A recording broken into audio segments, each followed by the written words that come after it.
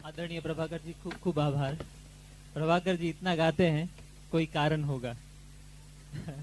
એને જીવનભર એમણે સંગીત વિશારદ છે, જીવનભર એમણે શાસ્ત્રીય સંગીતનો અભ્યાસ કર્યો છે અને વિશેષ કરીને આર્ય સમાજોના ભજનો ને સ્વરબદ્ધ કર્યા છે અને વિશેષ કરીને બીજા જે ભજનો છે એમને બહુ સુંદર શાસ્ત્રીય રાગમાં ગાય છે, એને કારણે આપણને અતિશય અદ્ભુત આનંદ મળે છે. તો આદરણીય પ્રભાકરજી, આપનો ખૂબ ખૂબ આભાર.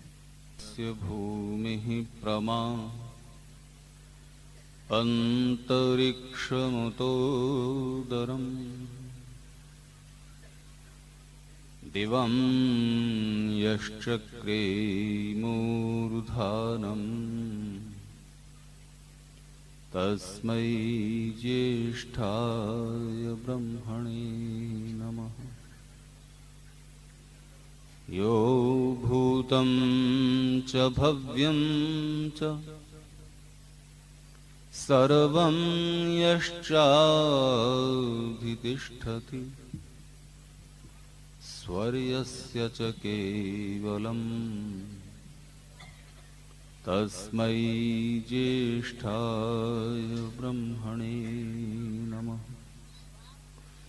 तस्मै ज्येष्ठाय ब्रह्मणे नमः.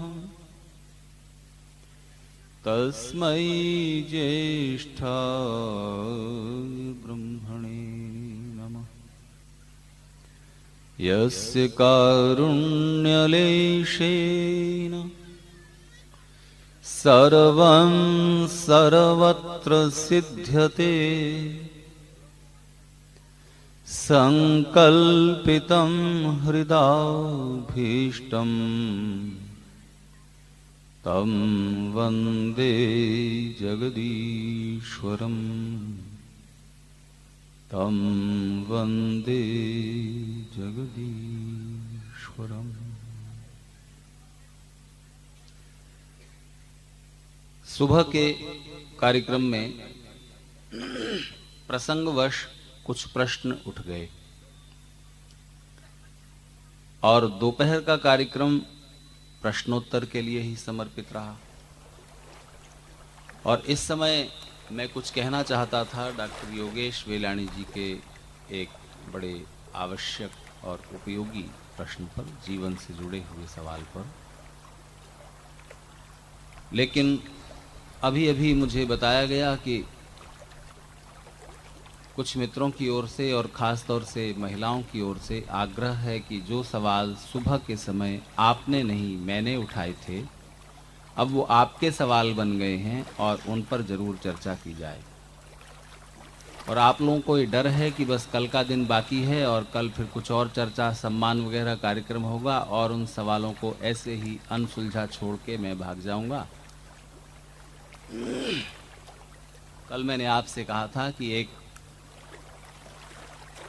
धर्म गुरु का या किसी धर्म प्रवक्ता का सबसे बड़ा रोल यही होता है कि वो इंटरेस्ट क्रिएट कर दे, रुचि जगा दे, प्रश्न करने की आकुलता मन में जगा दे. उसके बाद उत्तर तो मिल ही जाएंगे अगर खोज शुरू हो गई, अगर जिज्ञासा जाग गई, जानने की इच्छा जग गई, जिज्ञासा आपकी प्रबल हो गई और जानने की इच्छा रही, तो आप फिर प्रश्नों के उत्तर स्वयं ढूंढेंगे.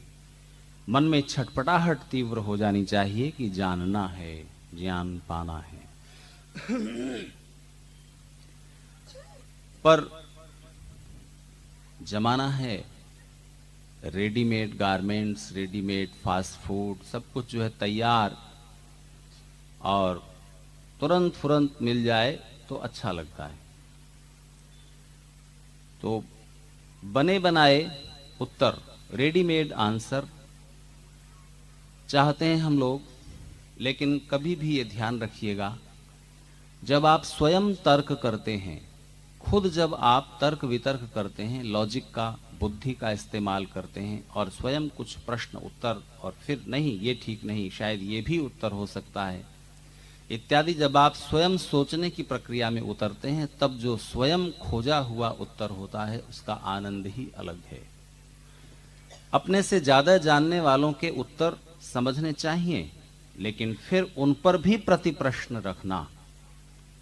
तो हमेशा कोई भी सत्य कितना भी स्थापित हो और कितना भी सिद्ध हो, कितना भी प्रूव्ड हो, फिर भी वो तब तक आपका अपना सत्य नहीं बनता जब तक आप उसके खिलाफ भी सवाल उपस्थित न करें। आप मानते हैं कि भगवान है? क्यों क्यों मानते हो? क्या आपने जाना? हमने सिर्फ इसलिए मान लिया है क्योंकि सब कहते आ रहे हैं। सब कहते हैं भगवान है, तो हम कहते हैं चलो मान लेते हैं। पर ये मानना, इस तरह मान लेना ज्ञान नहीं होता, सिर्फ सूचना होता है। अच्छा, आप धरती गोल है ये जानते हैं? धरती गोल है पता है ना आपको? पर ज्यादातर लोगों ने धरती गोल है ये सुना है, सुन लिया है, इसलिए मान लिया है। अगर वो प्रश्न भी उठाएं कि कैसे माने कि धरती गोल है, कैसे माने धरती गोल है, तब उसके उत्तर में जो तर्क दिए जाते हैं और जो प्रमाण दिए जाते हैं, जब आप उनको समझ लेते हैं तब ये सूचना आपका ज्ञान बन जाती है। नहीं तो सिर्फ सूचना है। एक रिक्शा वाला भी जानता है एक अनपढ़ आदमी की धरती गोल है, सुन रखा है उसने, पर जानता नहीं है कि धरती गोल है।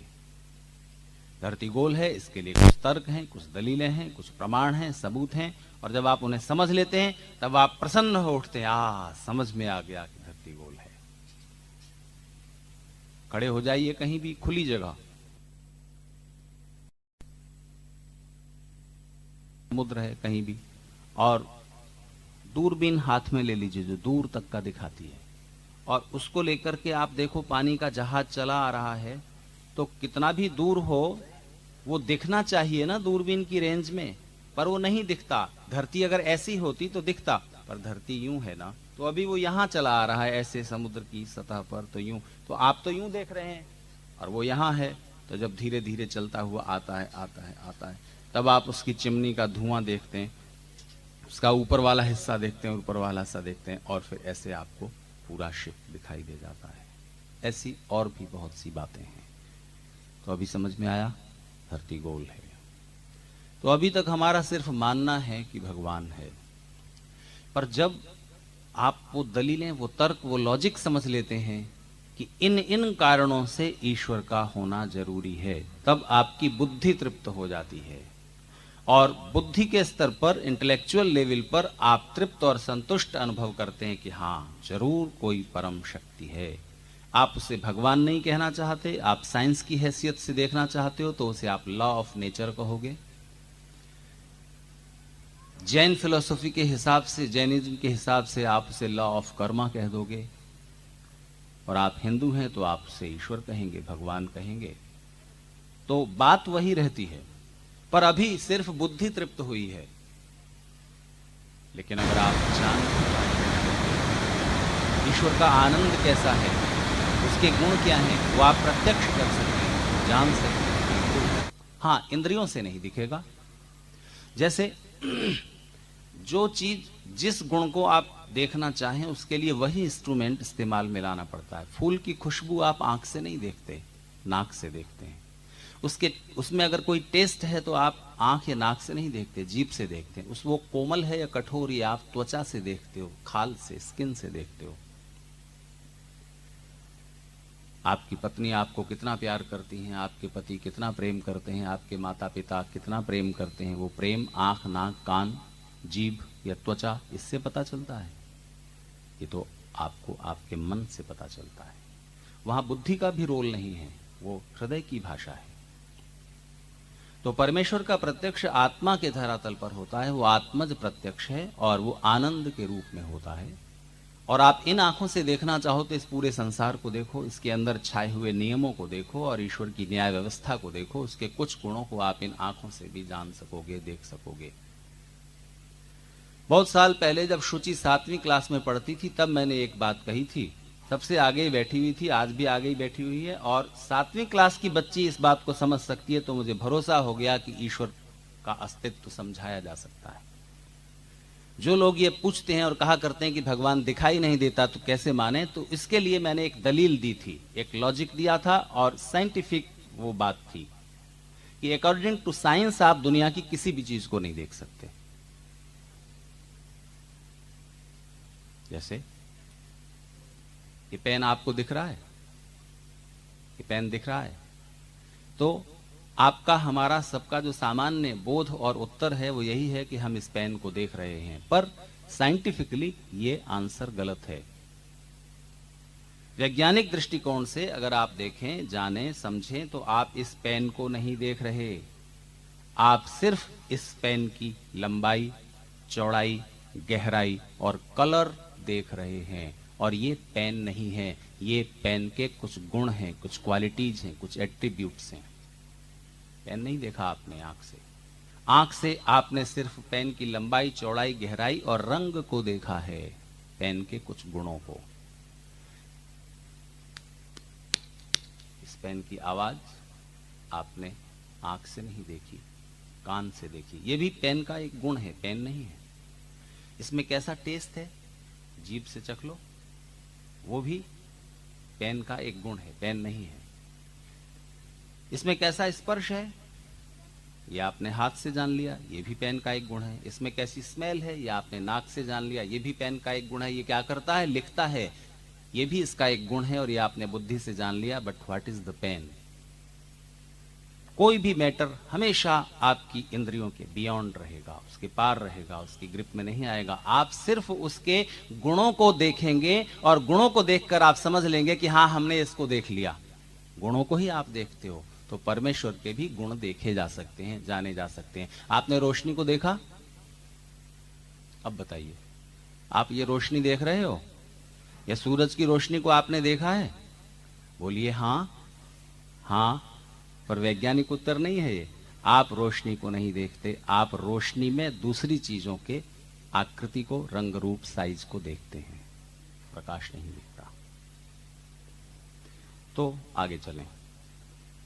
जब आप किसी भी स्थापित सत्य को, जो सत्य सदियों से चला आ रहा है, लोग मानते आ रहे हैं, उसको ऐसे ही मान लेते हो, तो वो आपका सत्य नहीं बनता। वो सत्य आपका सत्य तब बनता है जब उस सत्य को सचमुच जानते हो और उसके विरुद्ध भी प्रश्न उपस्थित करते हो। तो ईश्वर है, ये मानते चले आ रहे हो, पर इसके प्रतिरोध में भी सोचो, क्यों माने कि ईश्वर है? क्या ईश्वर को माने बिना नहीं दुनिया की बनने की और दूसरी चीजों की व्याख्या की जा सकती? हो सकता है आप कहते हो कि इस दुनिया को बनाने के लिए ईश्वर को मानना जरूरी है, तो हो सकता है कि संसार बना ही ना हो, अपने आप बना हुआ चला आ रहा हो। जैसे आप ही कहते हो कि इस दुनिया को बनाने के लिए ईश्वर का होना जरूरी है, तो फिर ईश्वर को किसने बनाया? तो आप कहोगे नहीं, वो तो हमेशा से बना हुआ है। तो जब वो हमेशा से बना हुआ है आप ये कहते हो, तो ऐसा क्यों नहीं मान लेते कि ये संसार ही हमेशा से बना हुआ है और कोई इसको बनाने वाला नहीं है? तो अब ये प्रश्न का उत्तर मैं नहीं दूंगा। क्यों? खुद भी कुछ सोचिए। देखिए, एक किराएदार जो किसी मकान मालिक के मकान में रहता था किराए पर, रात को 2 बजे अपने लैंडलॉर्ड के घर के पास गया, जहां उसका मकान मालिक रहता था, और दरवाजा खटखटाया या काल बैल बजाई, तो वो आंखें मलता हुआ बाहर आया, जमुहाई लेता हुआ, कौन है भाई? तो पता चला किराएदार महोदय जो उसके दूसरे मकान में रहते हैं वो खड़े हुए हैं, टेनेंट उसके। क्यों भाई, क्या बात है, रात को 2 बजे क्या परेशानी हो गई, क्यों आयो? तो उस किराएदार ने कहा कि भाई साहब, मैं आपको ये बताने आया हूं कि मैं इस महीने का किराया इस महीने नहीं दे पाऊंगा, इस महीने का किराया इस महीने नहीं दे पाऊंगा। तो उस मकान मालिक ने कहा कि भले आदमी, इतनी सी बात कहने के लिए तुम रात को 2 बजे आए नींद खराब की? तो उस किराएदार ने कहा कि किराया न दे पाने की चिंता में मैं अकेला क्यों जागूं, आप भी जगो। तो सोचने का काम सिर्फ हमारा ही है, आप भी सोचें। और जैसे ही आप सोचना, चिंतन शुरू करते हैं, वैसे ही मनुष्य हो उठते हैं। मत्वा कर्माणि सिद्ध्यति। मनुष्य का सबसे बड़ा सौभाग्य विचार करने की शक्ति और विचार करने की स्वतंत्रता है।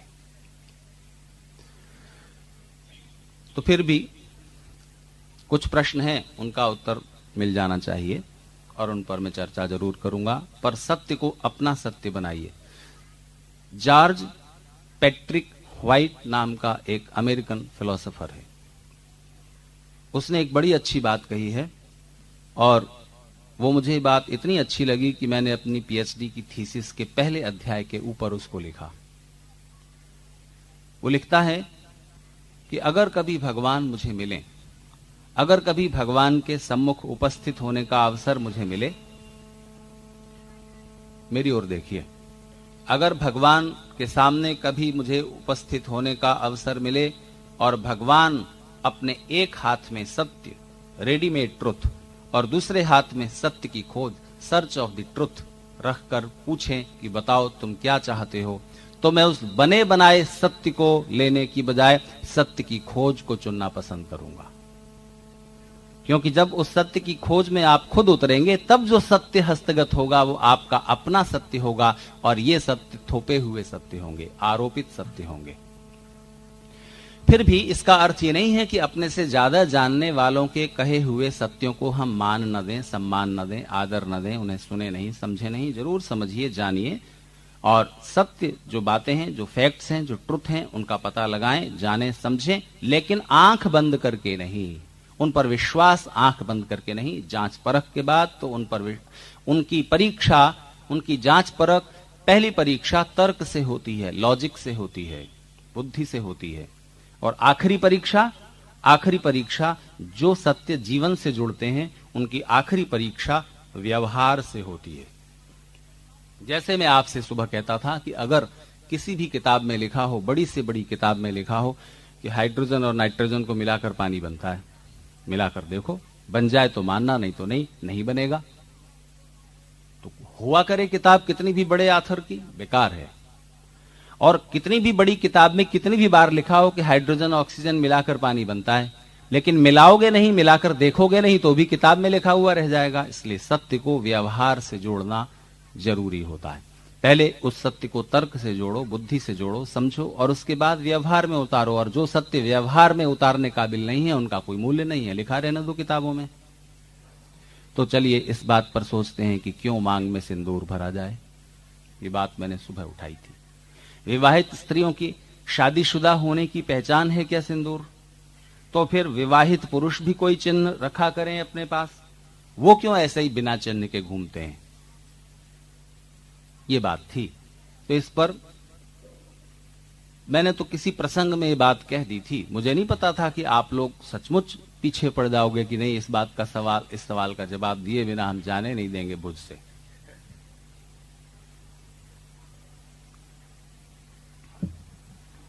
मैंने तो बस ये कहना चाहा था, मेरा जो प्रतिपाद्य था, जो मैं सुबह समझाना चाह रहा था, वो ये कि हिंदू समाज, और देखा जाए तो सारे ही धार्मिक समुदाय, अपने धार्मिक कर्मकांडों को, अपने रीति रिवाजों को, अपनी सारी रिचुअल्स को आंख बंद करके बस करते चले जाते हैं, और उसका मीनिंग क्या है, उसका सिग्निफिकेंस क्या है, मैसेज क्या है, संदेश, महत्व क्या है, ये जानने समझने की कोशिश नहीं करते, बस करते चले जाते हैं।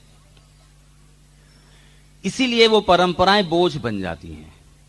और कोई परंपरा किसी युग में शुरू हुई थी, उस समय उसका फायदा रहा होगा, उपयोग रहा होगा, आज उसका कोई उपयोग नहीं है, फिर भी हम उन परंपराओं को ढोते चले जाते हैं। बहुत सी परंपराएं ऐसी हैं जो अपना अंदर का जो सत्व है, अंदर का जो रूप है, वास्तविकता है, अच्छाई है, संदेश है, वो खो चुकी हैं। ऊपर का छिलका हमने संभाल के रख लिया है, अंदर का जो रस है वो सब गायब।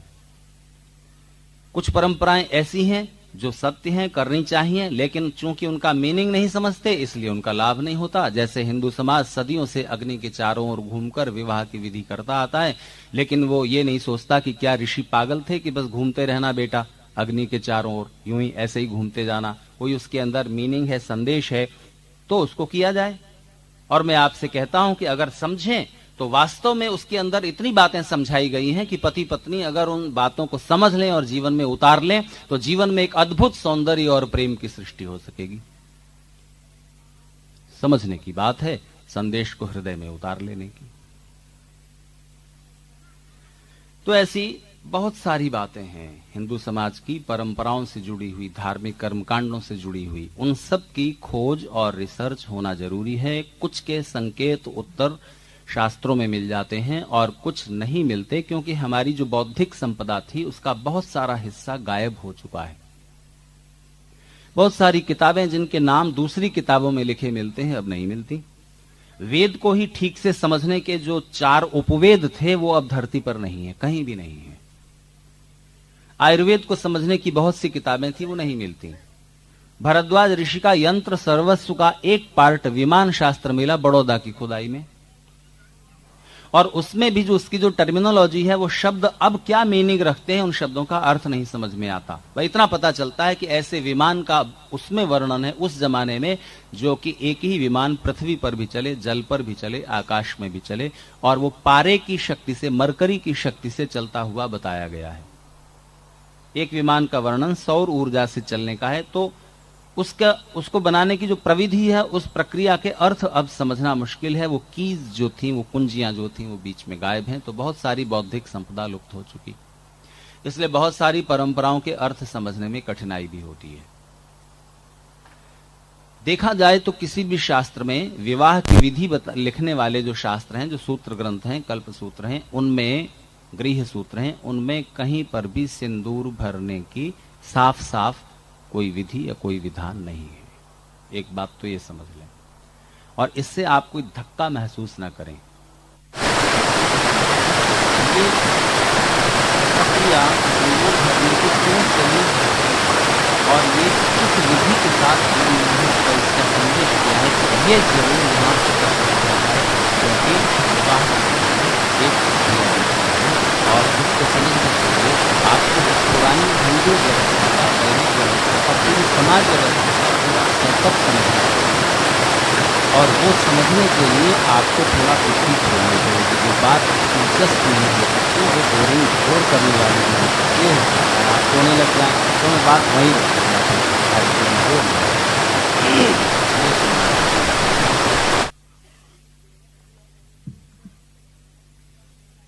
तो देखिए, पुरानी जो जीवन की शैली है, जो समाज व्यवस्था है, उसका एक भाग ये है कि उन्होंने जीवन को 4 हिस्सों में बांट दिया है। शुरू का 25 वर्ष का जीवन ब्रह्मचर्य काल है, जिसमें आपको सारे रस, सारी सुंदरता, सौंदर्य, प्रसाधन, श्रृंगार और जीवन के जो हास विलास हैं, उन सब से डिटैच होकर, अलग होकर, सिर्फ और सिर्फ विद्याध्ययन के लिए, अपने जीवन की तैयारी के लिए लगाना है। लड़कियां लड़कियों के गुरुकुल में, आवासीय रेजिडेंशियल स्कूल में, और लड़के लड़कों के आवासीय विद्यालय में। जहां लड़कियों के लिए स्त्रियां अध्यापक हैं, लड़कों के लिए पुरुष अध्यापक हैं, वहां उनकी पढ़ाई चल रही है। कम से कम 25 वर्ष तक आपको केवल और केवल शरीर का बल बढ़ाना है, शक्तिशाली बनाना है, स्वास्थ्य और बल अर्जित करने हैं शरीर के, बुद्धि को बहुत सारे ज्ञान और तरह तरह की कलाओं से संपन्न करना है, और मन को शक्तिशाली बनाना है। मन की सबसे बड़ी शक्ति है सेल्फ कंट्रोल, कि आप अपनी इमोशंस, अपने सेंटिमेंट्स, अपने इंस्टिंक्ट्स, अपनी भावनाओं और इच्छाओं पर अपना नियंत्रण रख सकें। मन में यह शक्ति होनी ही चाहिए। दुनिया की कैसी भी परिस्थिति आए, कठिन परिस्थिति, मुश्किलें आए, संघर्ष आए, परेशानी आए, दुख आए, उसमें आप अविचलित खड़े रह सकें। ये अविजित रहने का जो मनोभाव है, ये मनोबल है, ये आप में डेवलप होना चाहिए। ये भी शिक्षा का एक बड़ा पार्ट था। 25 साल यूं गए। आगे का जीवन ज्यादा से ज्यादा 50 वर्ष का या कम से कम 25 वर्ष का जीवन का रस, जीवन का स्वाद लेने के लिए है। सारी फिजिकल डिजायर्स फुलफिल कीजिए। शरीर की जितनी भी इच्छाएं हैं, स्वाद से लेकर सेक्स तक, सब आप पूरी तरह उपभोग करें। इसके बाद 50 वर्ष के आप लगभग हो जाएंगे, और तब जीवन ढलना शुरू करेगा, शरीर शिथिल होना शुरू होगा। तो जीवन का तीसरा हिस्सा, जब आपके बेटे बेटियों के बेटे बेटी हो जाएं, तब आप थोड़ा संसार के सुखों से अपने को थोड़ा वापस खींचें, आध्यात्मिक क्षेत्र में उतरें। बुद्धि, मन और आत्मा के स्तर के जो आनंद हैं, जिनका मैं कल सुबह आपसे पूरी व्याख्या कर चुका हूं, उनको पाने के लिए जीवन में ज्यादा सक्रिय हों, और शरीर की इच्छाएं आने वाली पीढ़ी को तृप्त करने के लिए छोड़ दीजिए। जो आपके बेटे हैं, युवा हैं, आपको अब अधिक से अधिक समय समाज सेवा में, और ईश्वर चिंतन में और बौद्धिक चिंतन में लगाना चाहिए। और नई पीढ़ी की तैयारी करने के लिए जो बेटे बेटियों के बेटे बेटी वाली जो तीसरी पीढ़ी है जो अब पढ़ रही है, उसको जीवन निर्माण में आप जो अपना योगदान दे सकते हैं वो कीजिए। तो ये जीवन का एक क्रम है। तो 25 वर्ष तक वो युवक और युवती जो गुरुकुल में पढ़ते रहे हैं, अब उन्होंने अपना जीवन साथी चुन लिया है और वो जीवन के कर्म क्षेत्र में उतर रहे हैं और उनका विवाह संस्कार हो रहा है। जीवन की यात्रा अकेले अकेले सरस नहीं होती, कोई एक मनपसंद साथी साथ में हो। जीवन के दो बड़े सौभाग्य हैं। एक, आपको अपना प्रोफेशन, अपना व्यवसाय मनपसंद मिल जाए, जिस काम को करते हुए आप बोर न हो, उस काम को करते हुए आप आनंद महसूस करें, तृप्ति महसूस करें, रस महसूस करें। क्योंकि जीवन के कम से कम रोज के 10 घंटे आपको अपने व्यवसाय कारोबार में बिताने पड़ेंगे। अगर ऐसे कारोबार में आप लगे हुए हैं जिसको करते हुए आपको रस नहीं आता, तो 10 घंटे तो नीरस गए ना। और वो नीरसता जीवन में, घर में भी लौट आएगी। यहां भी आप तनावग्रस्त रहेंगे, लड़ते रहेंगे पत्नी से, झगड़ते रहेंगे, उलझते रहेंगे बच्चों से। तो नहीं, आपका कारोबार आपको रस देने वाला होना चाहिए। जीवन का बड़ा सौभाग्य है मनपसंद कारोबार, मनपसंद व्यवसाय मिल पाना। जीवन का दूसरा बड़ा सौभाग्य है मनपसंद जीवन साथी मिल जाना। तो उस पसंदगी को ठीक से डिफाइन करें कि आप अंदर अंदर आपकी इंटरनल पर्सनैलिटी क्या है। आप बौद्धिक स्वभाव के हैं, इंटेलेक्चुअल स्वभाव के हैं, या आप क्षत्रिय स्वभाव के हैं, रौब रुतबा पसंद करते हैं, या वैश्य स्वभाव के हैं, आपको लग्जरी ज्यादा पसंद है। वैसे ही गुणकर्म स्वभाव की जीवन संगनी भी आपके साथ होनी चाहिए। चलिए, तो विवाह संस्कार हो रहा है, मनपसंद जीवन साथी चुन लिया गया है। बहुत सारी इधर उधर की सारी परीक्षाएं करके पत्नी ने पति को, पति ने पत्नी को, दोनों को चुनाव का समान अधिकार है। और अब आप जीवन के कर्म क्षेत्र में साथ साथ आगे बढ़ने के लिए उद्यत हैं। और उसमें अब एक बड़ी विचित्र और बड़ी मनोवैज्ञानिक बात जुड़ती है। जीवन में जीवन भर साथ निभाने की, जीवन के संपूर्ण प्रेम को एक दूसरे को अर्पित करने की बहुत सारी प्रतिज्ञाएं वहां पर हैं।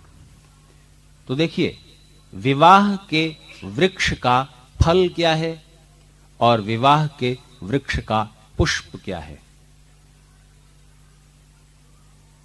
मालूम नहीं।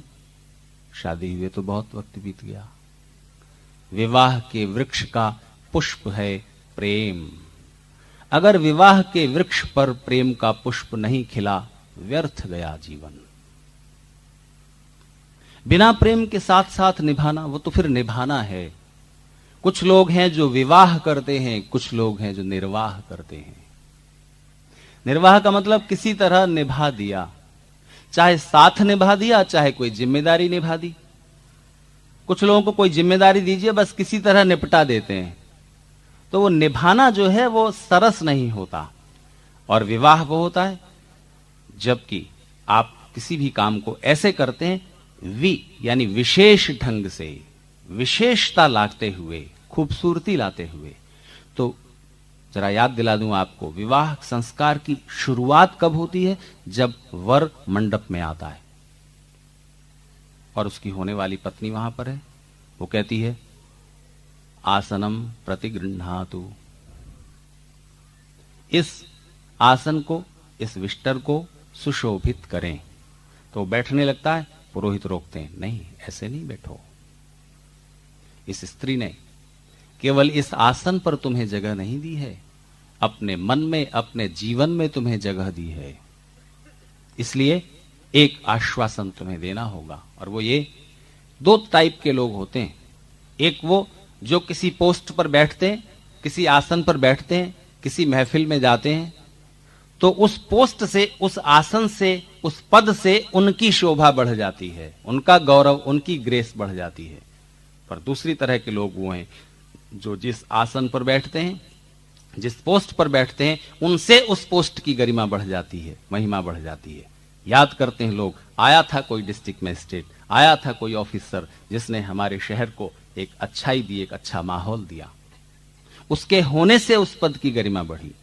तो तुमने एक स्त्री को अपने जीवन में जगह दी है, तुमने एक पुरुष को अपने जीवन में जगह दी है, निर्वाह मत करना, विवाह करना, आश्वासन दो, विश्वास दो, वायदा करो, मेरी पूरी कोशिश होगी कि मुझसे तुम्हारे जीवन की सुंदरता, शोभा और सुख बढ़ते रहें। मैं ऐसी कोशिश करूंगा या मैं ऐसी कोशिश करूंगी। तो सिर्फ निर्वाह कर दिया, किसी पद पर बैठे सिर्फ निर्वाह कर दिया, बस किसी तरह पद पर बैठे और चले भी गए। दुनिया को कुछ पता न चला कि इन्होंने उस पोस्ट पर बैठकर किया क्या। दुनिया में आए और चले गए, कुछ मालूम ही नहीं हुआ कि आप आकर करके क्या गए। तो निर्वाह मत करना, विवाह करना। कोई भी काम हाथ में लो, चाहे रसोई बनाने का, झाड़ू देने का, कपड़े धोने का, या कोई जिले का प्रशासन चलाने का, राष्ट्र चलाने का, कोई भी काम करना विवाह की रीति से करना, विशेषता लाते हुए, कुछ खूबसूरती, कुछ निखार लाते हुए, तब तो विवाह होगा, नहीं तो निर्वाह होगा। तो एक स्त्री ने जिसने आपको अपने जीवन में जगह दी, एक पुरुष ने जिसने आपको अपने जीवन में स्थान दिया, एक दूसरे का सुख बढ़ाने की चेष्टा करते रहें। तो साथ साथ रहना सिर्फ निभाना हो तो जीवन का कोई रस नहीं उपजा। वो विवाह होना चाहिए, और वो तब होगा जब आप दोनों मन की गहराइयों से एक दूसरे को प्रेम करते हैं।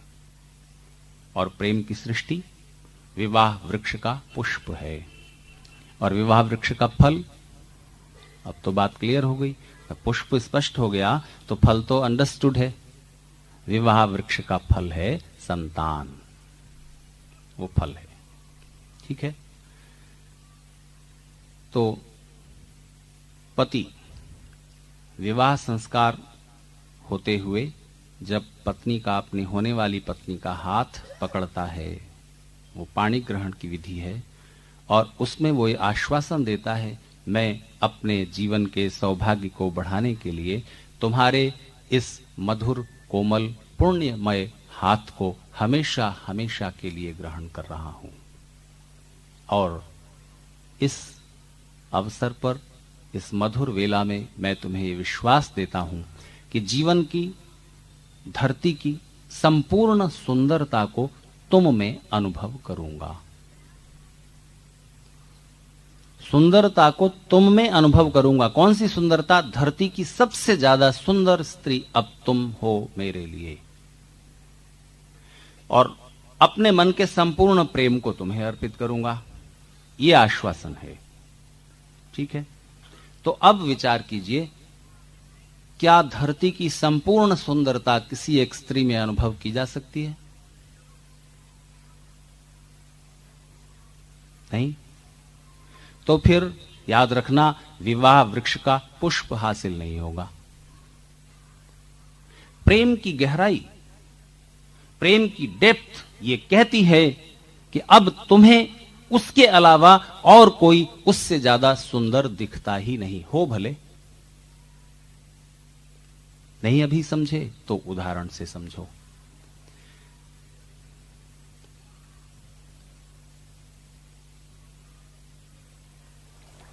कुछ रिश्ते ऐसे हैं जो रिश्ते भगवान ने तय किए। उन रिश्तों को, उन रिलेशंस को निभाने के लिए जितने प्रेम की जरूरत है, वो प्रेम ईश्वर की व्यवस्था से नैसर्गिक रूप से, नेचुरली उपज आता है मन में। जैसे माता पिता आपके कौन हो ये आपने चुना? आप किस माता पिता के यहां जन्म लें आपने चुना था? नहीं। कौन सा आत्मा आपके बेटा या बेटी के रूप में आए ये आपने चुना था? नहीं। ये फैसला भगवान का था। इसलिए माता पिता का बच्चों के लिए और बच्चों का माता पिता के लिए जो प्रेम है वो ईश्वर की व्यवस्था से नेचुरली क्रिएट हो जाता है, और उसमें फर्क नहीं आता कुछ हो जाए। माता पिता से, किसी बच्चे के मां बाप से आप ये प्रपोजल रखो, ये प्रस्ताव रखो कि तुम्हारे बच्चे से ज्यादा गुणवान, ज्यादा खूबसूरत, ज्यादा अच्छे शरीर का ये दूसरा लड़का या लड़की, इसे प्यार करो। करेंगे? होगा? नहीं होगा। कुछ भी ले आओ कहीं से, नहीं। उन्हें अपना ही बच्चा चाहिए जैसा भी है। अगर वो मेंटली रिटार्डेड है तो भी, अगर वो मानसिक रूप से विक्षिप्त है, पागल सा है, लुंज पुंज है, अपंग है, अपाहिज है, तो भी माता पिता को अपना बच्चा प्यारा होता है। और शायद जो ठीक बच्चा है, स्वस्थ है, सबल है, सुंदर है, बुद्धिमान है, उससे ज्यादा प्रेम उस बच्चे से हो जाता है जो अपाहिज है या मानसिक रूप से समर्थ नहीं है, क्योंकि वहां फिर उस बच्चे की असमर्थता के कारण करुणा भी उस प्रेम में शामिल हो जाती है, दया भी उस प्रेम में शामिल हो जाती है। दो भावनाएं मिक्स हो गई, इसलिए वहां पर प्रेम और ज्यादा हो जाता है। अरे बेचारा हम पर ही आश्रित है जीवन भर के लिए, तो माता पिता उसे और प्यार देते हैं।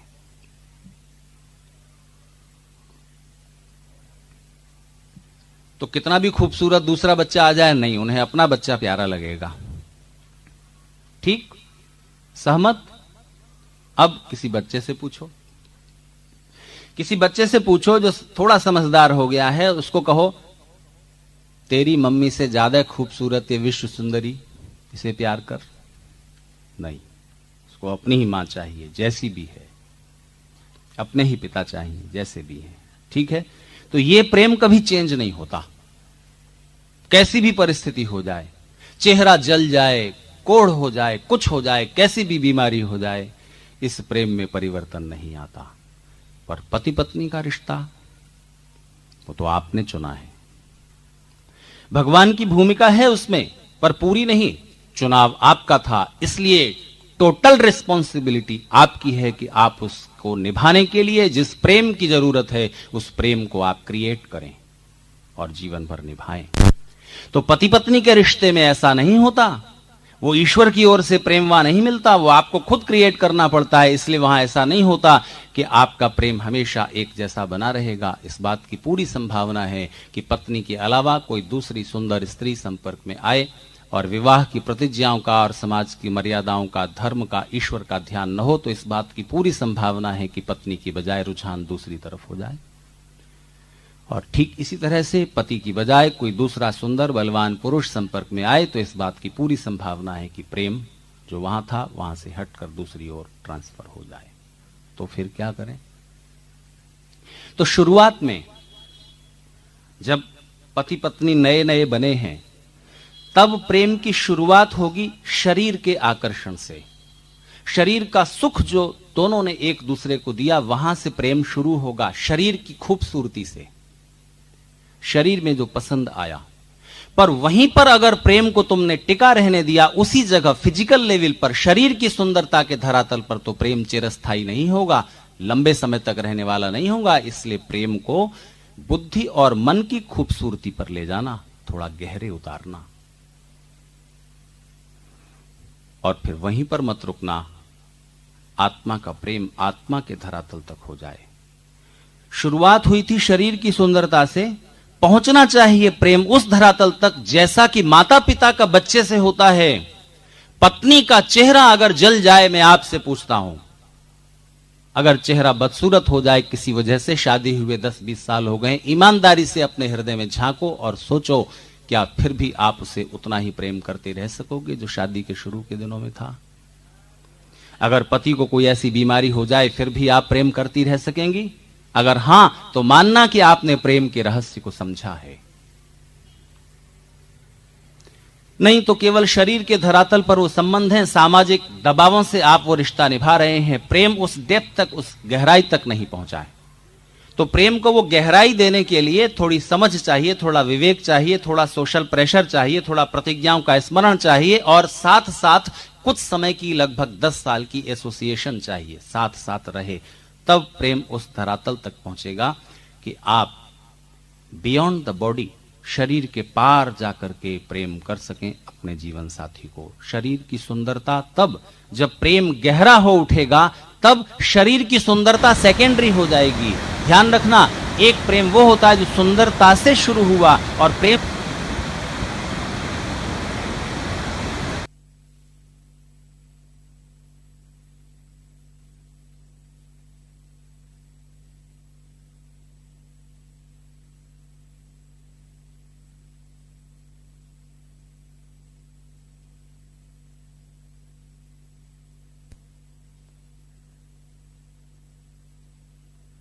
रूप यह है कि जिसे आप प्रेम करते हैं वो सुंदर लगता है। समझे आप? सुंदरता क्रिएट की जाती है। तो जो सुंदरता ईश्वर ने जैसी दी है जिसको भी, चुनाव आपका था। अब उसे आप सबसे सुंदर तब समझ पाएंगे जब वहां प्रेम की गहराई आ जाए। जैसे मां को बच्चा जैसा भी है सुंदर लगता है, क्योंकि प्रेम है वहां पर, ठीक उसी प्रेम की गहरे धरातल पर पति पत्नी को भी पहुंच जाना चाहिए कि वो जीवन साथी जैसा भी है अब दुनिया का सबसे सुंदर व्यक्ति आपको प्रतीत हो। इतनी बात समझने के बाद अब आप ये स्पष्ट कर लेंगे कि जब विवाह की विधि होने लगती है तब अभी तक तो 25 वर्ष बिताए थे जीवन की साधना में, स्वादिष्ट भोजन नहीं कर सके, दूध घी तो खाया लेकिन बहुत मिर्च मसाले चटपटे और तरह तरह के स्वादिष्ट व्यंजन गुरुकुल में मना थे खाने। दूध पियो डट के, घी खाओ, व्यायाम करो, पचाओ, हजम करो, शरीर बनाओ। आप अपना चेहरा शीशे में नहीं देख सकते थे, बाल संवारने की तो जरूरत ही क्या, फिर चाहे घुटा लो चाहे बड़े बढ़ा लो।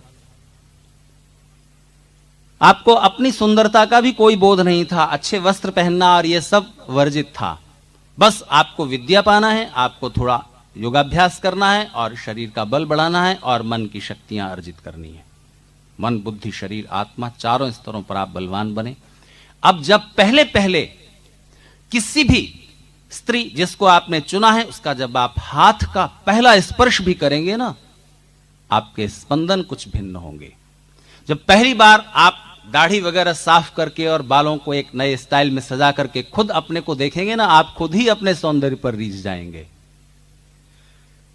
तो बस यहां पर वो क्षण आता है जबकि पति विवाह संस्कार की थोड़ी विधि हो जाने के बाद पत्नी को एकांत में ले जाता है और उसके बाल अपने हाथों से संवारता है।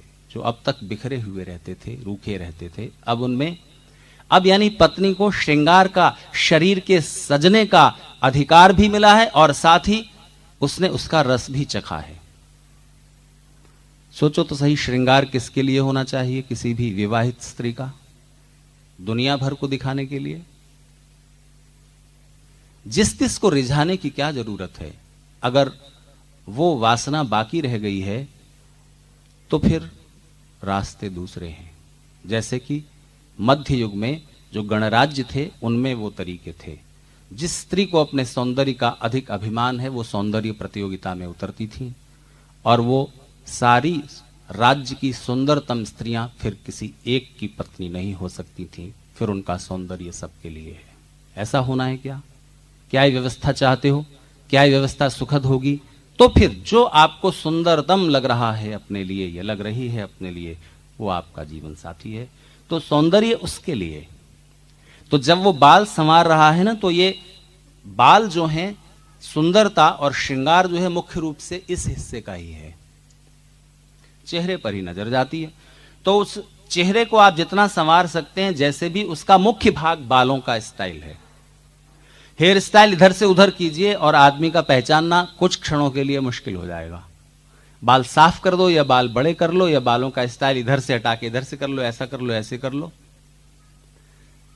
स्वामी रामदेव जी बाल यहां से काटते हैं। किसी ने उन्हें सलाह दी कि ये अच्छे नहीं लगते, स्त्रियों की तरह यूं काटते हो आप, नीचे दाढ़ी लटक रही होती है। तो उन्होंने थोड़े दिन ऐसे काढ़े तो कुछ लोगों को आश्चर्य हुआ कि स्वामी रामदेव जी हैं, उनके भाई हैं, बालों का असर होता है हेयर स्टाइल का। तो उस श्रृंगार की शुरुआत होती है पति के हाथों विवाह संस्कार की प्रक्रिया के बीच में। तो वहां पर भले ही सिंदूर का वो नहीं है विधान लगाने का, लेकिन बालों की सजावट के लिए जो कुछ भी है उसमें सिंदूर भी आ जाता है, जो कि उस समय के फैशन का एक हिस्सा था, वो उसका एक पार्ट है। तो किसी ने दोपहर में पूछा था कि विधवा स्त्रियां सिंदूर, मंगलसूत्र आदि क्यों ना पहने? भाई इसीलिए ना पहने कि अब श्रृंगार किसके लिए? अगर करना है श्रृंगार तो फिर जीवन का फ्रेश स्टार्ट लो, पुनर्विवाह करो, तो फिर से आपको श्रृंगार का वो हो जाता है। नहीं तो सवाल ये है ना कि आप सज रहे हैं तो अंदर फिजिकल डिजायर्स हैं, शरीर की इच्छाएं हैं, तो कहां से तृप्त करोगे? तो कोई एक उचित रास्ता तो हो ना, कोई एक जीवन साथी चुनो, उसके बाद सजना संवरना। तो उसके साथ ये भावना जुड़ी हुई है। सिंदूर श्रृंगार का, सौभाग्य का प्रतीक इसलिए है कि श्रृंगार तब तक जब तक वो सुहाग है, जब तक वो सौभाग्य, नहीं तो फिर नहीं। तो सिंदूर सुहाग का नहीं, यानी श्रृंगार का और इनडायरेक्टली सुहाग का चिन्ह माना गया, यानी शादीशुदा होने का। पर इसका मतलब ये नहीं है कि शादीशुदा हैं तो सिंदूर लगाएं ही। वो एक चिन्ह है कि शादीशुदा होने का सर्टिफिकेट आप सिर पर लिए घूम रही हैं, ये मीनिंग नहीं है। मीनिंग उसके साथ अब श्रृंगार की प्रक्रिया शुरू होती है। आप एक समाज के नागरिक हो रहे हैं, अभी तक आप गुरुकुल में थे, अब एक जीवन का दूसरा ही रंग, दूसरा ही ढंग शुरू हो रहा है, इस बात का चिन्ह वो है। तो इस प्रकार से केवल विवाह की ही नहीं बल्कि बहुत सारी धार्मिक कर्मकांडों की ऐसी विधियां हैं जिसके पीछे छिपे हुए संदेश को जानने समझने की कोशिश होनी चाहिए। तो जब आप सुंदरता का एक मुख्य आधार और श्रृंगार एक स्त्री को देते हैं और वो आपके लिए आपको सुंदर दिखने की चेष्टा न भी करें तो भी वो आपको सुंदर लगती हैं, ऐसा तब होता है जबकि आप प्रेम के उस गहरे धरातल का स्पर्श कर लेते हो। और वो पति पत्नी के मध्य वो जो प्रेम चाहिए उसको क्रिएट करना पड़ता है, उसकी सृष्टि करनी पड़ती है। वो अपने आप नहीं उपजता, उसको उपजाना पड़ता है और उसको बनाए रखना पड़ता है। आप पति की दृष्टि में हमेशा प्रेम पात्र बनी रहें, इसके लिए आपको भी अपना व्यवहार, अपनी सेवा, अपना प्रेम, समर्पण इत्यादि जो मनोभाव हैं व्यवहार के, वो आपको भी ठीक रखने चाहिए। और जो पति की ओर से पत्नी का प्रेम पात्र बने रहने के लिए जो उन्हें करते रहना चाहिए वो उन्हें करना चाहिए। दोनों के अपने अपने कर्तव्य हैं। तो विवाह की विधि में कुछ बातें एक दूसरे के लिए होती हैं, पति पत्नी के लिए, और कुछ गुरुजनों को वो वचन देते हैं कि हम जीवन में ऐसा करेंगे, कभी भी स्वाध्याय में आलस नहीं करेंगे। शरीर को फिट रखने के लिए हमें जो रोज 1 घंटे का वक्त निकालना चाहिए कम से कम, उसमें आलस नहीं करेंगे। ईश्वर प्रार्थना में आलस नहीं करेंगे। अभी 3 दिन पहले मैंने नवभारत टाइम्स में एक हंसी की बात पढ़ी, पत्नी और प्रेमिका में क्या फर्क होता है, कितना फर्क होता है। उसमें सवाल था पत्नी और प्रेमिका में कितना फर्क होता है, तो जवाब था यही कोई 25-30 किलो का। तो आपने शरीर को ऐसे ही बेडौल छोड़ दिया खुला, तो ये कोई बात है? शरीर को ठीक रखिए, नहीं तो फिर पत्नी के अलावा कोई प्रेमिका चुनेगा बेचारा जहां 30 किलो का फर्क कम हो। तो क्यों ऐसा होने देते हैं अपने शरीर के साथ? ना अपने साथ ऐसा होने दो, ना पति के साथ ऐसा होने दो। उस बेचारे का नियंत्रण तो आपके हाथ में। इलाहाबाद यूनिवर्सिटी के वाइस चांसलर थे डॉक्टर सत्यप्रकाश जी, वो कहते थे भारत की लड़कियां शादी से पहले अपनी फिगर का पूरा ख्याल रखती हैं, ऐसे ना हो जाए, वैसे ना हो जाए, मोटे ना हो जाए, ये वो अपना बिल्कुल ठीक रहेंगी, फिट रखेंगी अपने को। और शादी के बाद सोचती हैं अब बच्चा कहां छूट के जाएगा, अब तो बंध ही गया, चंगुल में आ ही गया, अब तो छूटना नहीं है। तो फिर अपने को पूरा आजाद छोड़ देती हैं, अपने शरीर को फैलो जितना। तो ऐसा मत होने दो ना, वो आपके नियंत्रण में है। उसको उठाइए, सुबह जल्दी से चलिए घूमने चलते हैं, थोड़ा साथ साथ वॉक करके आइए 1 घंटा। तो एक साथ भी हो गया, सुबह सुबह वो साथ भी हुआ, इधर उधर की चीजों पर डिस्कशन भी हुआ और स्वास्थ्य भी मिला। साथ बैठकर संध्या कीजिए, साथ बैठकर प्रार्थना कीजिए। साथ बैठकर जो होता है उस एसोसिएशन से सुख बढ़ जाते हैं। सुबह में कहता था ना, सुख अगर शेयर किया जाता है कई गुना हो जाता है, और दुख अगर शेयर किया जाता है तो आधे से भी कम रह जाता है। तो अच्छा देखिए, प्रेम बढ़ाने के बहुत सारे तरीके हैं, उन सब पर भाषण देने में अभी बैठा नहीं, लेकिन 2 चीजें महत्वपूर्ण हैं। सुख साथ साथ शेयर करो। साथ भोजन करेंगे तो अकेले भोजन करने से साथ भोजन करना ज्यादा सरस होगा। आप अकेले किसी प्राकृतिक दृश्य को देखिए, पार्क में जाइए, किसी अच्छी घूमने वाली जगह में जाइए और दोस्तों के साथ जाइए, पत्नी बच्चों के साथ जाइए, तो सुख दुगना होगा। तो सुख का महत्व है साथ साथ, पर दुख भी होता है। पूछो मन किन 2 पति पत्नी में, किन पति पत्नी में और किन 2 मित्रों में प्रेम बहुत गहरा हो जाता है? जिन 2 लोगों ने, पति और पत्नी में या मित्रों ने, किसी एक चुनौती को, किसी एक चैलेंज को या किसी एक दुख को, किसी एक कष्ट को साथ साथ मिलकर झेला है और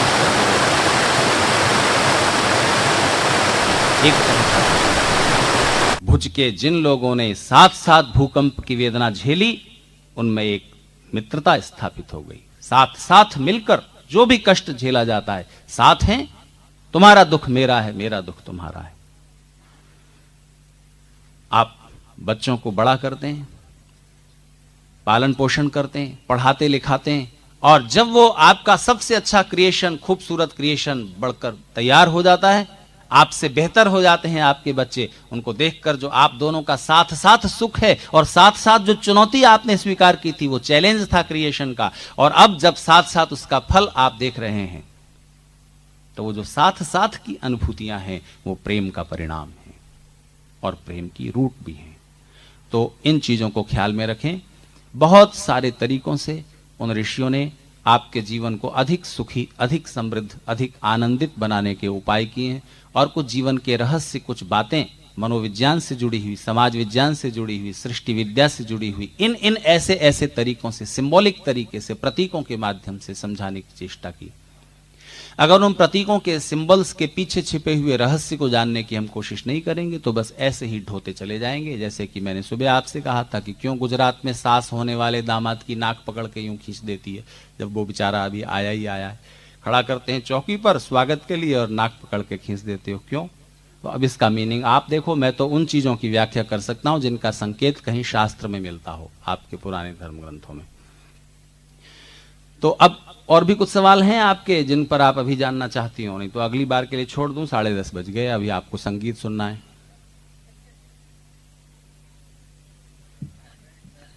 ठीक है जी, तो बची हुई बातें फिर कभी के लिए।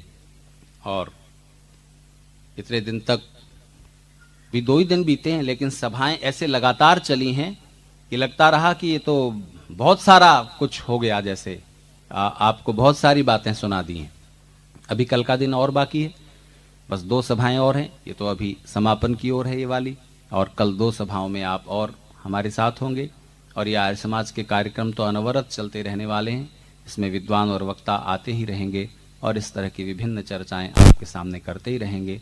आर्य समाज का लक्ष्य यही है कि हिंदू समाज की जो सामाजिक कुरीतियां, बुराइयां, ऐसी परंपराएं पड़ गईं जो हिंदू समाज का बोझ बन गई, जैसे कि मैं आपसे दोपहर को जिक्र कर रहा था कि बचपन में ही लड़कियों की शादी कर देना, शास्त्र में लिख दिया, जबकि वो प्राचीन धर्मग्रंथ नहीं है और उसमें जो बात कही गई वो भी मिलावट की है। 8 वर्षा भवेद गौरी 10 वर्षा तो रोहिणी इत्यादि श्लोक बना करके कि 13 साल की उम्र होने से पहले पहले लड़की की शादी कर दो, नहीं तो माता पिता और 7 पीढ़ियां रौरव नरक में जाएंगी, इत्यादि बातें। पति के मर जाने पर स्त्री को जिंदा चिता में जला दिया जाए, इत्यादि बातें। ये सब धर्म ग्रंथों से रिलेट नहीं करती। ये किन्हीं सामाजिक परिस्थितियों की वजह से कैसे कैसे उपज गई कहा नहीं जा सकता। आर्य समाज ने इनके विरुद्ध संघर्ष किया, स्त्रियों को पढ़ाया नहीं जाता था, शिक्षा की एक पूरी जागृति लाई। आज जो स्त्रियां पढ़ लिख पा रही हैं भारत में, उसका श्रेय आर्य समाज के आंदोलन को है। धार्मिक क्षेत्र में जो तरह तरह के अंधविश्वास और पाखंड छाए हुए थे, उनमें से बहुत कुछ दूर करने में आर्य समाज ने भूमिका निभाई। अभी बहुत कुछ बाकी है और अधिकांश चीजें ऐसी हैं जिनका बस संदेश समझ लो, आर्य समाज ये चाहता है। आंख बंद करके उन परंपराओं का पालन करते हो तो उसका असली मकसद खो जाता है। जैसे मैंने ये भी कहा था कि दीपावली क्यों मनाते हैं, पटाखे चलाने को, मिठाई खाने को, तो कभी भी खा लो, उसका उद्देश्य दूसरा है, सामाजिक भाव जगाना। एक एक व्यक्ति अपने अपने हिस्से का दीपक जलाता है और दीपकों की माला तैयार होती है। वर्ष की सबसे घनी अंधेरी रात वो कार्तिक की अमावस्या है और उस अंधेरे को आप पराजित कर पाते हैं। सामाजिक संगठन यदि है, हम सब अपने अपने हिस्से में आए हुए अपने अपने कर्तव्य का ईमानदारी से पालन करें तो राष्ट्र और समाज के सामने जो समस्याएं छाई हुई हैं, इन समस्याओं को सुलझाया जा सकता है, इनको दूर किया जा सकता है। लेकिन इस दीपावली के साथ जो प्राचीन संदेश है, लक्ष्मी पर्व आप इसको मानते हो, लक्ष्मी की पूजा का केवल यही पर्व नहीं है, एक और भी है। दोनों में समान स्थितियां हो रही होती हैं, समान घटनाएं हो रही होती हैं प्रकृति में। काउंट केसरलिन नाम का एक विदेशी पर्यटक भारत में आया, बहुत समय तक रहा और उसने भारत के बारे में बड़े दिलचस्प कमेंट्स किए हैं। अपनी डायरी में वो लिखता है कि हिंदुस्तान में साल भर में एक दिन ऐसा आता है जिस दिन सब लोग एक साथ पागल हो जाते हैं। कौन सा दिन है वो? होली का। सब लोग एक साथ पागल हो जाते हैं। वो बेचारा विदेशी नहीं समझ पाया क्या हो रहा है ये। होली किस लिए है? होली भी लक्ष्मी पर्व है। लक्ष्मी क्या है? लक्ष्मी है आपके लक्ष्य को प्राप्त कराने के साधन। लक्ष्मी और लक्ष्य दोनों की रूट एक ही है। तो सबसे लक्ष्मी का जो मूल रूप है वो अन्न है। आपकी तिजोरी में रखे हुए हीरे जवाहरात और ज्वेलरी नहीं, सोना चांदी। मान लो 20 साल तक बारिश न हो, अन्न न उपजे, तो वो सोना चांदी खाओगे? क्या खाओगे? वो जमीन जो प्लाट फ्लैट मकान वो खाओगे? ईंट पत्थर क्या खाओगे? लक्ष्मी का मूल रूप अन्न है और धरती पर ज्यादातर हिस्से में वर्ष में 2 बार मुख्य फसल होती है, होली पर, दिवाली पर। दिवाली पर चावल मुख्य रूप से, और होली पर गेहूं, जौ, चना आदि, और दीपावली पर ये चावल और मक्का, बाजरा वगैरह। तो आप इस फसल को लहलाती हुई देखते हैं। अपने पुरुषार्थ से जो लक्ष्मी प्राप्त की है उसको अपने उपभोग में लाने से पहले उसे पहले देव पूजन में अर्पित करो।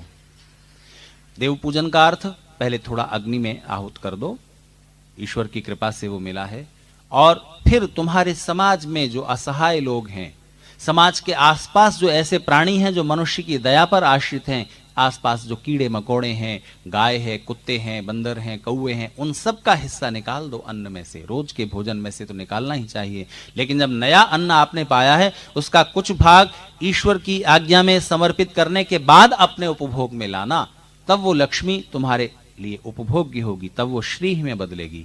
लक्ष्मी जब तक श्री में नहीं बदलती तब तक वो सुखद नहीं होती। तिजोरी में, बैंक में रखी हुई लक्ष्मी लक्ष्मी है, और जब वो आपके सुख के साधनों में बदलती है, आश्रय देती है, तब वो श्री ही बनती है। इसीलिए विवाह के बाद आप श्रीमान श्रीमती होते हैं। अब शोभा आई जीवन में। अभी तक क्या था, ऐसे ही रूखे सूखे थे। अब जीवन में कुछ शोभा उतरी है, कुछ सौभाग्य उतरे हैं। तो इसीलिए तो गृह लक्ष्मी है, उसके बिना लक्ष्मी बेकार है। गृह लक्ष्मी क्यों गृह लक्ष्मी कहलाती है? क्योंकि वो लक्ष्मी को श्री ही में बदलने का काम करती है। पति जो कमा करके लाए, पति पत्नी भी लाई अगर, तो दोनों ने मिलकर उसको श्री ही में परिवर्तित किया, सुखों में बदला। परिवार के सब सदस्य और जिस समाज के वो अंग हैं, उस पूरे समाज में उनके होने से, उनके पुरुषार्थ से सुख बढ़े, कुछ लोगों को आश्रय मिला। आप श्रीमान होते हैं विवाह के बाद क्योंकि आपने एक स्त्री को आश्रय दिया अपने जीवन में। आप श्रीमती हुई विवाह के बाद, एक पुरुष को आपने आश्रय दिया अपने जीवन में। आपसे उसकी शोभा और सुंदरता और सुख बढ़ गए, उससे आपकी शोभा, सुंदरता और सुख बढ़ गए। तो एक श्रीमती जी अपनी सहेली को कह रही थी, क्यों बहन, मैंने सुना है तुम्हारे पति का प्रमोशन हो गया है, अब उनको 50,000 रुपए महीना मिलते हैं।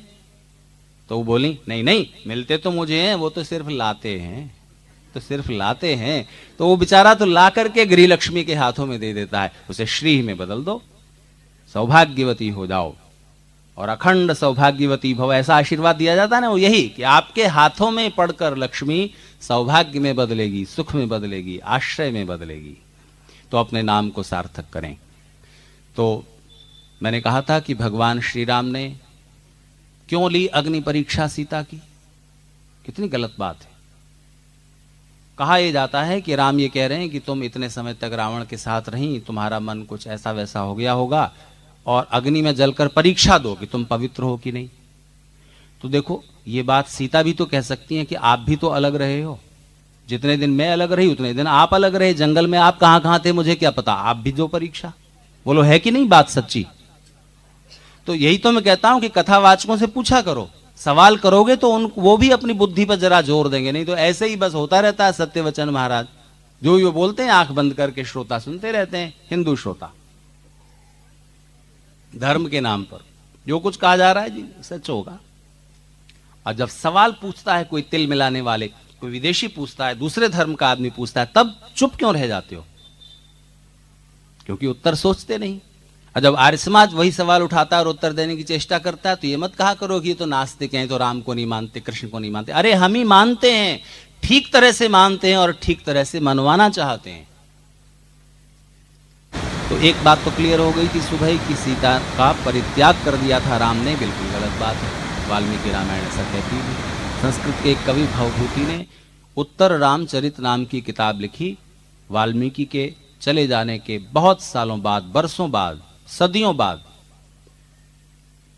महाभारत के बाद का वो व्यक्ति है, और उसने उत्तर रामचरित लिख करके ये रामायण को और आगे फैलाया। क्योंकि तब तक राम ऐतिहासिक व्यक्ति न रहकर, हिस्टोरिकल पर्सन न रहकर लीजेंड बन गए, एक महानायक, एक कथानक के व्यक्ति बन गए।